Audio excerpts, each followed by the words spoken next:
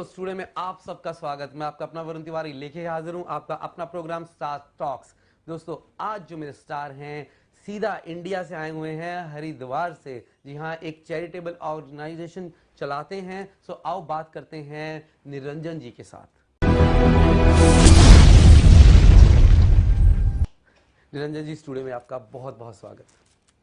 हमें बहुत अच्छा लग रहा है, हम आपको हरिद्वार में मिले थे और अब फिर से आप सिडनी में आए हुए हैं। तो आप फर्स्ट टाइम सिडनी आए हैं? हम फर्स्ट टाइम सिडनी आए हैं। हरिद्वार कहते हैं गंगा द्वार। चार धाम की जो एंट्री होती है वो हरिद्वार से होती है, बद्रीनाथ, केदारनाथ, गंगोत्री, यमुनोत्री, हिमालय। तो हम गंगा द्वार भी कहते हैं, हरिद्वार भी कहते हैं, हरद्वार भी कहते हैं। भगवान शिव का केदारनाथ धाम होने के नाते उसको हरिद्वार कहते हैं, और भू वैकुंठ बद्री विशाल का मंदिर होने के नाते उसको हरिद्वार कहते हैं। और गंगा जी वहीं से उसका गेट है, दरवाजा है, उस द्वार से निकलती है आगे मैदान की तरफ, तो उसको हरिद्वार कहते हैं। और भारत में हरिद्वार संतों की एक कैपिटल, स्पिरिचुअल जो राजधानी है वो हरिद्वार है। तो वहाँ से हमारे शास्त्र में बताया गया है, वसुधैव कुटुंबकम, संसार एक परिवार है। दूसरा एक वाक्य और आया है, सबे भूमि गोपाल को। ये संसार की जितनी भूमि है वो प्रभु की है, भगवान की है। भगवान को हम तमाम संज्ञा नाम से जानते हैं। हम उसको गॉड कहते हैं, हम अल्लाह कहते हैं, हम ईश्वर कहते हैं, भगवान कहते हैं।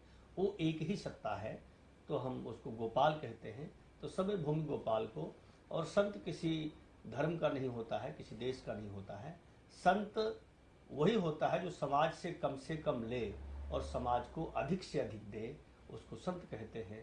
तो वही प्रसाद मानी प्रसन्नता, अपनी प्रसन्नता को हम देने के लिए पूरी दुनिया में भ्रमण करते हैं। उसको हम घूमते घूमते आपके शहर सिडनी, जो बहुत दिन से नाम में सुनता था, ऑस्ट्रेलिया एक टापू है, एक बहुत बड़ा देश है, तो यहाँ का शांति और संदेश पूरी दुनिया में जाता है। और भारत में क्रिकेट के बहुत दीवाने हैं। क्रिकेट के तो पूरी दुनिया में है, भारत में नहीं पूरी दुनिया में है, तो हम भी हैं। तो जब यहाँ क्रिकेट शो होता है तो बहुत लोग क्रिकेट देखने के लिए आते हैं। लेकिन जब मैं वहाँ आया, तैयारी चली, तो कई लोग कहते हैं कि आप क्रिकेट देखने जा रहे हो क्या? तो यहाँ का क्रिकेट बहुत मशहूर है सिडनी का। तो हम भी उस क्रिकेट के लिए तो नहीं आए, लेकिन जो लोग यहाँ रहते हैं, शांति प्रिय देश है, उसके लिए हम धर्म प्रचार के लिए, शांति का संदेश देने के लिए आए। बहुत बहुत वेलकम, बहुत बहुत शुक्रिया आप सिडनी की धरती पे आप आए। और दोस्तों मैं बताऊं कि बंसी दास जी, मैं अभी उनको मिला था इंडिया में, तो बहुत अच्छे वो गुरु जी भी हैं और अच्छे मित्र भी हैं। एंड तो उनके साथ आपका कैसे एसोसिएशन है? हम और बंसीदास जी 88 में हम लोग बनारस में मिले थे। हम छोटे छोटे थे, वहाँ पढ़ने के लिए गुरुकुल परंपराओं में हम पढ़ने के लिए बनारस गए, और बनारस में हम लोग साथ साथ रहे, और वहीं से हमारी धार्मिक यात्रा शुरू हुई।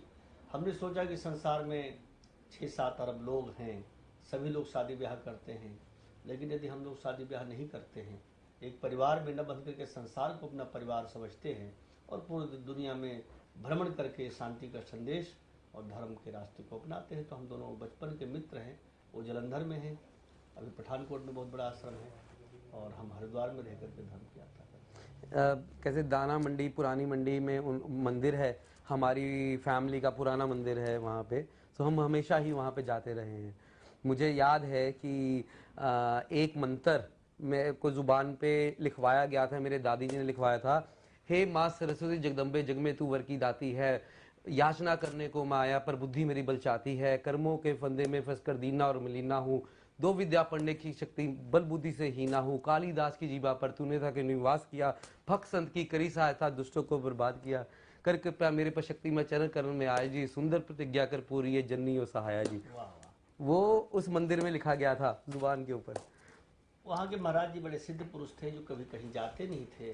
परम पूज्य गुरुदेव ब्रह्मर्षि भक्तिदास जी महाराज, तो उनके पास मैं आता रहता था। वो वैदिक विद्यार्थी, वो बड़े विद्वान संत थे, तो वो हर समय बैठ करके आशीर्वाद देते थे, और मंगलवार को चोला चढ़वाते थे हनुमान जी का जी, और लड्डू भी देते थे, बर्फी भी देते थे, समोसा भी देते थे प्रसाद में, काजू किशमिश देते थे। तो जीवन भर उन्होंने दिया ही दिया, कभी लिया ही नहीं। पंडित जी, कौन सी अभी आप एक चैरिटी ऑर्गेनाइजेशन चला रहे हैं, उसके बारे में थोड़ा सा विचार प्रकट करेंगे, क्या है? चैरिटी आज के समय में जो शिक्षा है, चैरिटी शिक्षा का होना चाहिए। देखिए, गवर्नमेंट का काम है बिजली, पानी, सड़क, शिक्षा, लेकिन जो हमारी जो वैदिक एजुकेशन है, जिसको हम धर्म विज्ञान कहते हैं, उसका अभाव है।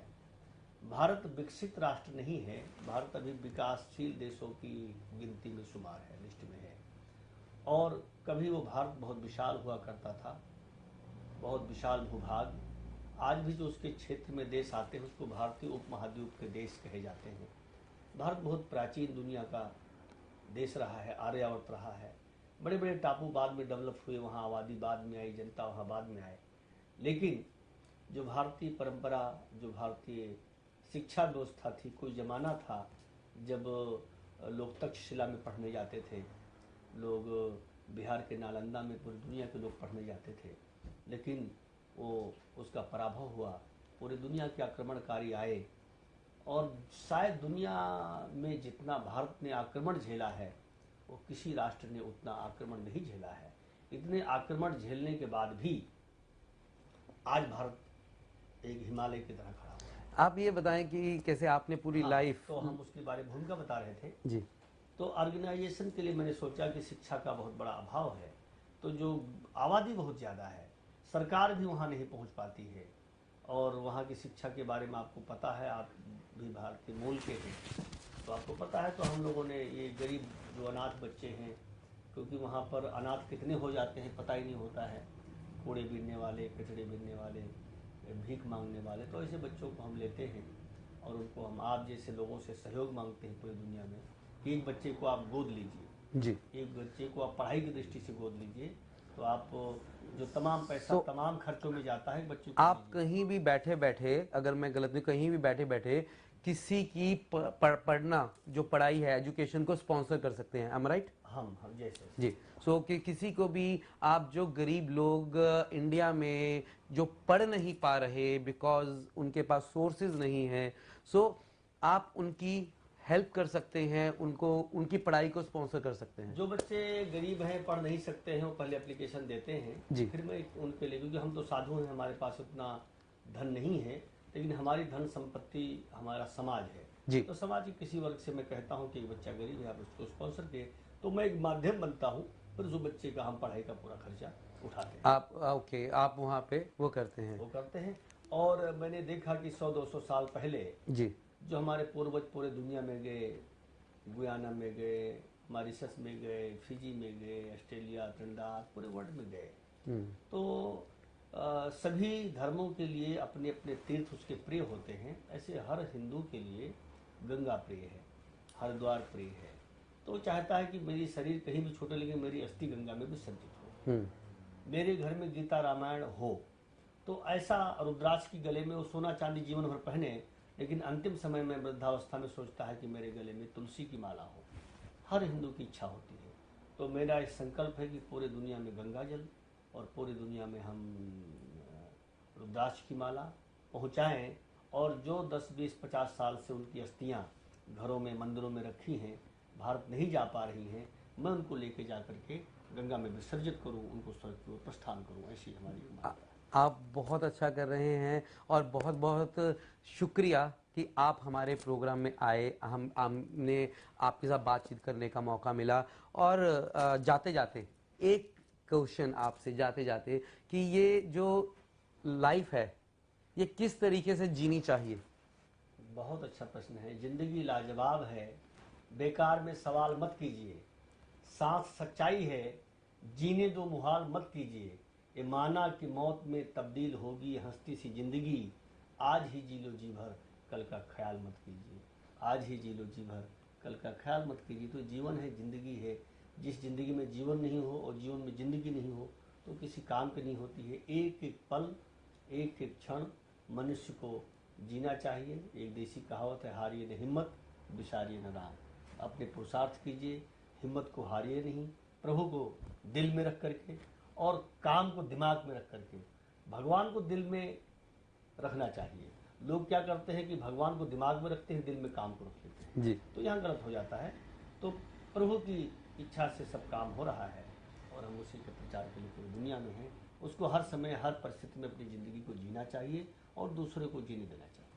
तो दोस्तों, किस तरीके से कितना अच्छा इन्होंने बताया कि अगर आप किसी भी गरीब बच्चे को पढ़ाना चाहते हैं, स्पॉन्सर करना चाहते हैं, आप नहीं, आपके दोस्त या आपके कोई फैमिली मेंबर या कोई भी, तो इस चीज का ध्यान रखें कि he is the right person जो गरीब बच्चों को पढ़ाने में ये एक एज अ सोर्स एक जोड़ रहे हैं। सो इनके पास बच्चे आते हैं, पढ़ना चाहते हैं, और हम इस बहाने किसी ना किसी जगह पे एक बिल्डिंग बनाने में एक ईंट का काम कर सकते हैं।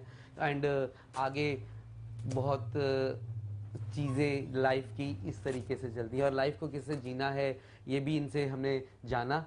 और बहुत बहुत शुक्रिया आपका स्टूडियो में आने के बहुत लिए। अच्छा लगा आपके स्टूडियो में, आपने इतना बड़ा काम आप कर रहे हैं ऑस्ट्रेलिया जैसे देश में। आप आज के समय में यही एक माध्यम है, टीवी चैनल के माध्यम से आप अच्छा संदेश, अच्छा मनोरंजन, अच्छी फिल्में, अच्छे लोगों का संदेश आप अपने माध्यम से दे रहे हैं। ये बहुत बड़ा धर्म का काम है और देशहित का काम है। आपको बहुत, आपकी पूरी टीम को बहुत बहुत बधाई। Thank you ji.